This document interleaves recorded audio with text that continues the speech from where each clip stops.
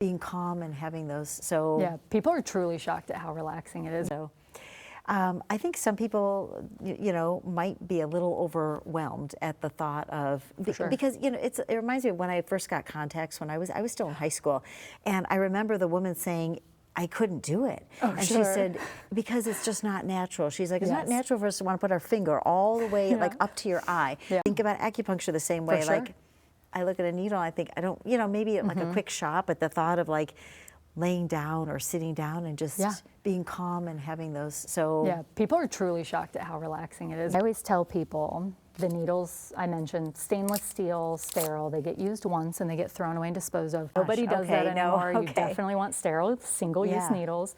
But you can see how tiny they are. The actual tip of it is very, very thin. And so I always show that to patients just to alleviate any concerns about how wide it looks like a hair. Like I said, 4 times smaller than a sewing needle. Yeah. But what I tell patients is once you're comfortable on the table, the area is cleaned with an alcohol swab. Okay.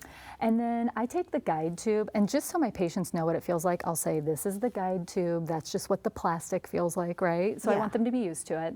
And then once the needle is loaded, you'll still just feel the tube, but when I'm ready to insert it, you just feel me drop it, and then it taps in just like that. Now that one, I didn't even feel. Some when they tap in, you might feel a quick little pinch. So I'll have patients, some feel really heavy, some feel like they're floating. I usually fall asleep, take a little nap. We say there's no better nap than an acupuncture nap. And then normally, let's say we're doing a full body treatment, you'll relax on the table for about 20 minutes. Sometimes you might get a little drop of blood. Then it might itch a little, but once they come out, everything's thrown away.